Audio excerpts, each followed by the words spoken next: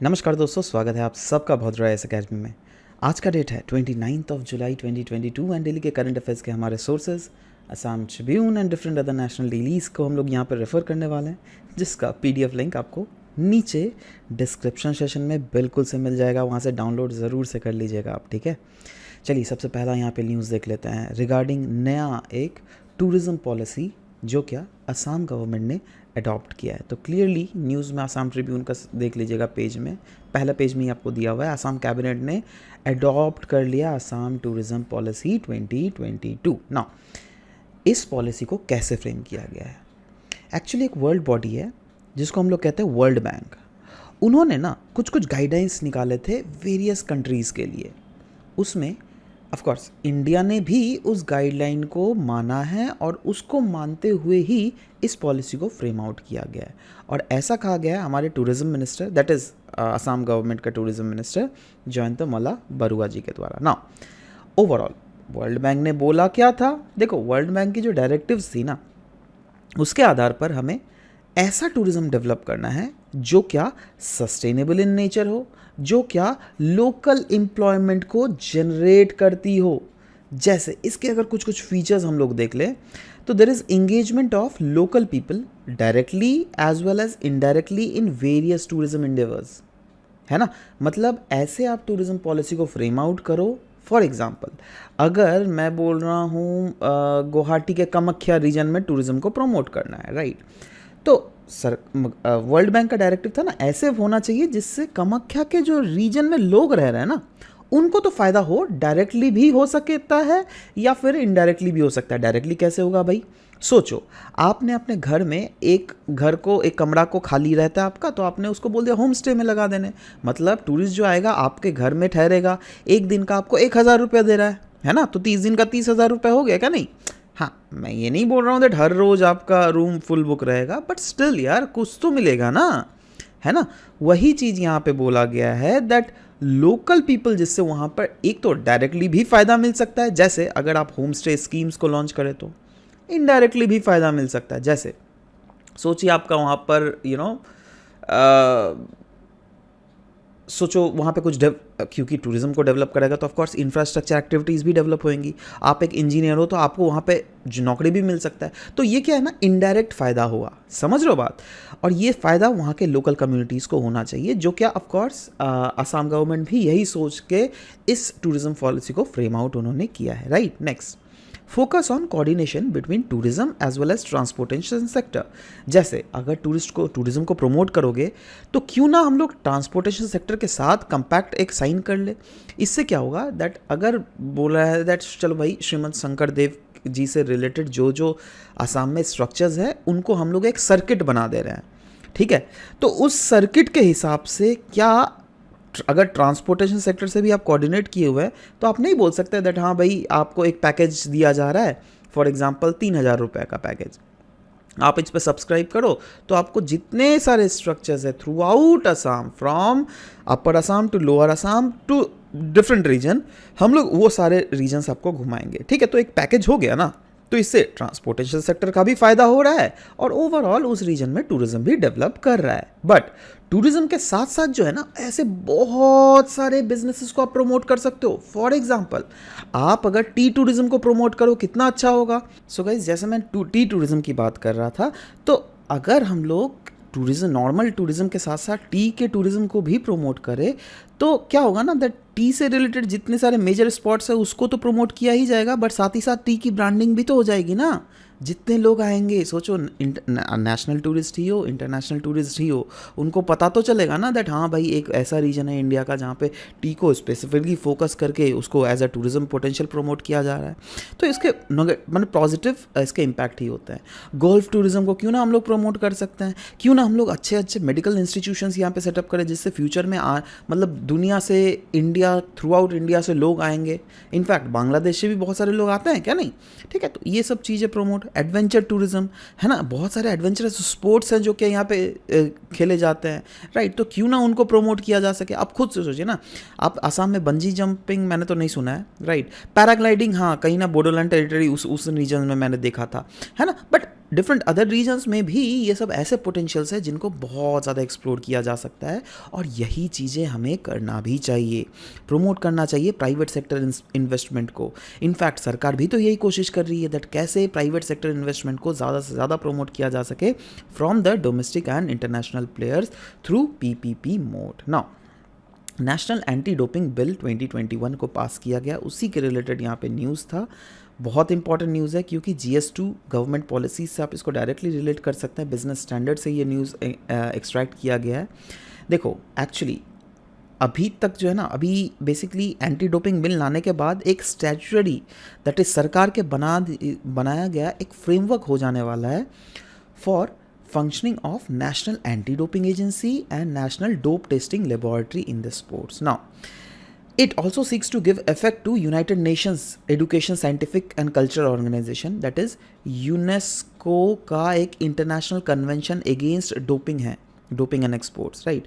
तो उसको भी ये कमिट करता है। एम ऑफ द बिल क्या है, ये प्रोहिबिट करता है एथलेटिक्स को, साथ ही साथ एथलीट, स्पोर्ट्स पर्सनल और डिफरेंट अदर पर्सनल्स को, और सिर्फ जो खेल रहे हैं ना एथलीट्स वही नहीं, in fact athlete support personal, athlete support personal मतलब पता है इससे जो रिलेटेड होते हैं लोग, जैसे आप ले लीजिए कोच, राइट, और भी बहुत सारे लोग होते हैं ना, तो उनको भी मना करता है दैट आप भी डोपिंग मत करो। डोपिंग का डेफिनेशन क्या होता है पता है, कुछ ऐसे सब्सटेंसेस होते हैं जो क्या प्रोहिबिट कर दिए जाते हैं, क्योंकि अगर वो सब्सटेंसेस को आप अपने बॉडी में इनहेल करते हो ना या फिर घुसाते हो तो आपका जो परफॉर्मेंस है ऑटोमेटिकली इन्हांस हो जाएगा। तो ये तो गलत है ना, ये दूसरे प्लेयर्स तो नहीं कर रहे हैं, दूसरे प्लेयर्स अपने मेहनत से वो गेम खेल रहे हैं और आप एकदम एक ऐसा सब्सटेंस को अपने बॉडी में घुसा दे रहे हो जिससे आप डोप कर रहे हो, तो ये तो गलत बात है। इसीलिए इस बिल को लाया गया है। नाउ फीचर्स इस बिल के है क्या, पहली बात तो डोपिंग को प्रोहिबिट करता है, राइट। एथलीट्स ही नहीं, एथलीट सपोर्ट पर्सनल जिसमें coach, trainer, manager, team staffs, medical personnels, ये सारे आ जाते हैं, तो उनको बिल्कुल बोलता है दैट नहीं भाई आप लोग डोपिंग नहीं कर सकते। Now no violation of the following rule, मतलब कुछ ऐसे रूल्स बनाए गए जिसको आप वायलेट नहीं कर सकते। जैसे अगर आपके बॉडी में कोई भी प्रोहिबिटेड सब्सटेंस नहीं होना चाहिए, अटेम्प्टेड यूज़ और पोजेशन ऑफ प्रोहिबिटेड सब्सटेंस और मेथड, वो भी आपको नहीं करना है। अगर आपको सैंपल देने के लिए बोला जाए तो आपको देना पड़ेगा, आप रिफ्यूज़ नहीं कर सकते हो, है ना, क्योंकि अल्टीमेटली देखो क्या होता है ना दैट अगर आप कोई देश को रिप्रेजेंट कर रहे हो, है ना, और उस देश की बदनामी हो जाती है ना, तो इसीलिए सरकार को लाना ही पड़ेगा दैट अरे भाई देश को बदनाम क्यों कर रहे हो, है ना, क्योंकि सरकार तो कभी नहीं बोलती है ना दैट आप डोप करो, ये तो छुप के ये लोग कर लेते हैं, ठीक है। तो वही चीज़ बोला गया है। ट्रैफिकिंग और attempted trafficking in prohibited substance और methods and adding to cover up such violations. If any athlete require a prohibited substance और methods due to medical condition they may apply for national anti doping agency for a theoretic use exemptions, मतलब ये exemptions के लिए भी कुछ प्रावधान है। Consequences क्या हो सकते हैं वायलेशंस के, दैट अगर आपने डोपिंग सब्सटेंस को अपने बॉडी में किया, ठीक है, तो वो एंटी डोपिंग रूल क्लियरली बोलता है दैट उसका अगर वायलेशन किया बाय एन इंडिविजुअल एथलीट या फिर एथलीट सपोर्ट पर्सनल, तो आपको डिस्क्वालीफाई तो इवेंट से किया जाएगा ही, है ना, बट साथ ही साथ दैट अगर आपने प्राइज ऑलरेडी जीत लिया और बाद में आपको पता चला दैट इंसिडेंट डोप किया, तो आपका उस प्राइज को भी छीन लिया जाएगा, सीज कर लिया जाएगा, राइट। आप फ्यूचर में भी आपको पार्टिसिपेशन से रोका जा सकता है और आपके ऊपर फाइनेंशियल सैंक्शंस भी लग सकते हैं।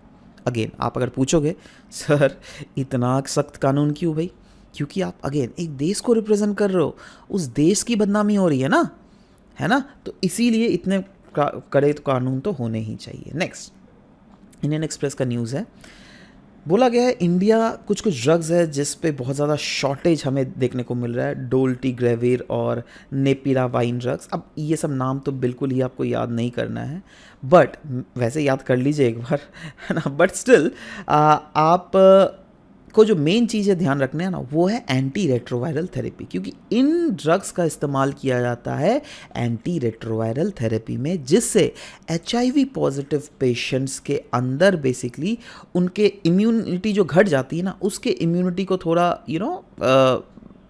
रोकने के लिए, राइट। तो यही चीज़ है। Anyways anti retroviral therapy is use for treatment of HIV positive patients. ये तो पता ही है हम लोगों को, और ये नहीं पता है तो ये जान के रखिए, क्योंकि ऐसे मैच ऑफ द फॉलोइंग में आ भी सकता है, you never know. As per India's HIV estimation 2019 का रिपोर्ट देखा गया है दैट इंडिया में जो HIV की जो इंस्टांसेस है ना वो रिड्यूस कर रहे हैं since the year 2000। Next Indian express का ये न्यूज़ है, चीफ मिनिस्टर्स ब्रेकफास्ट स्कीम। देखो दोस्तों, हमारे देश में सबसे पहला अगर अम्मा कैंटीन देखिएगा वो तमिलनाडु में हुआ था।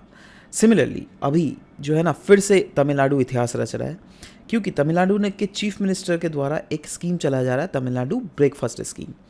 इसके तहत, और ये पहला है, फर्स्ट ऑफ इट्स काइंड है, इससे पहले नहीं हुआ है, ठीक है।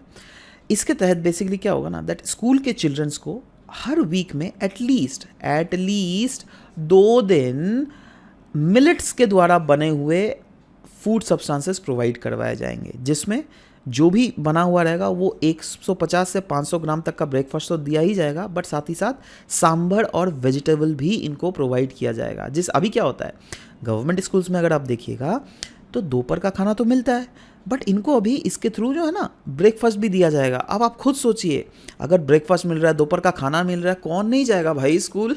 मेरे को भी स्कूल में डाल दो, मैं भी चला जाऊँगा, है ना। तो ये चीज़ है, मतलब जस्ट हाँ, you need to remember this, right? Very very important thing. Next, ONE, One and Northeast Fresh. ONE, One stands for Organic Northeast और Northeast Fresh. बेसिकली देखो ये क्या है, वन और Northeast Fresh। देखो बेसिकली इसको लॉन्च किया गया है north eastern regional agriculture market corporation limited के द्वारा, और इसका मेन एम यही है दैट नॉर्थ ईस्ट से बने गए जो ऑर्गेनिक प्रोडक्ट्स है उनको बहुत ही ज़्यादा प्रमोट किया जा सके। बेसिकली एग्रीकल्चर क्रॉप्स ही नहीं बल्कि नॉर्मल हॉर्टिकल्चर क्रॉप्स जो है दोनों को प्रॉपरली इस स्कीम के तहत प्रमोट किया जा सके ओवरऑल। क्योंकि देखो इससे क्या होगा ना दैट नेशनल लेवल में तो प्रमोट किया जाएगा, मतलब यहाँ से जो किसान जो जब ये चीज़ें उगा रहे हैं उनको तो बेनिफिट होगा ही, बट साथ ही साथ अगर इंटरनेशनल लेवल में भी इसको बहुत ज़्यादा प्रमोट किया गया ना तो फ्यूचर में यहाँ से एक्सपोर्ट बढ़ जाएगा। आप खुद सोच के देखो ना, एक्सपोर्ट बढ़ेगा तो कितना बढ़िया रहेगा, ठीक है। तो ये सब चीज़ लॉन्ग टर्म में सोचकर कोई भी सरकारें स्कीम्स ले आती है बेसिकली, ठीक है। तो यही चीज़ है। अब दोस्तों ऐसे ज़्यादा सच न्यूज़ नहीं था और कुछ न्यूज़ बचे हुए हैं, और हाँ don't worry, will cover that up in Sunday वाला क्लास। अभी के एमसीक्यूज़ देख लेते हैं, है ना। कल कुछ एमसीक्यू पूछा गया था। पहला था जोहार के रिलेटेड, दैट जोहार मतलब रिस्पेक्ट होता है, तो ये किन ग्रुप ऑफ पीपल के द्वारा प्रैक्टिस किया जाता है, तो answer was tribal people of eastern India. Next is consider the following statement regarding the recently United Nations guideline to protect children displaced by climate change, right? तो guidelines cover both internal as well as cross-border migration of children. एक तो ये है, दूसरा principle do not create new international legal obligations, ठीक है। तो आपको बतलाना है कौन सा सही है, तो इसमें दोनों के दोनों बिल्कुल सही थे। Next, consider the following statement about delimitation. Under Article 82 of the Indian Constitution, Parliament enacts Delimitation Act after every census. बिल्कुल सही। Delimitation Commission can be challenged before any court in case of manipulative delimitation by the Commission. नहीं, इसका challenge ही नहीं किया जा सकता कोई भी केस में, ठीक है। तो ये तो गलत हो गया, राइट। तो पहला वाला सही है सिर्फ। तो करेक्ट सीक्वेंस क्या है, DCA, जिसमें देख लीजिएगा जुबराज है ना, Utpal, Abhijani, Pallav, DC, okay, DCA, very good. मतलब सब कोई पढ़ रहे हो प्रॉपरली, वेरी गुड, है ना, अच्छे, बहुत खूबसूरत। आज का आंसर दो। Recently, which state has issued an order to implement first of its kind Chief Minister's Breakfast Scheme? Telangana, Tamil Nadu, new Delhi या फिर Assam. Next, consider the following statement regarding recently passed National Anti-Doping Bill. It prohibits only athletes from engaging in doping in sports. Covering up any violations of the rule is a punishable offence under the Act. तो बतलाना है आपको 1 only, 2 only, both 1 and 2, neither 1 and 2, इसमें कौन सा सही है नीचे comment section में बिल्कुल लिखिएगा। Will be waiting for your answer to come up. This was all about the discussion for today's class. Thank you guys, thank you for listening to the whole video, thank you very much.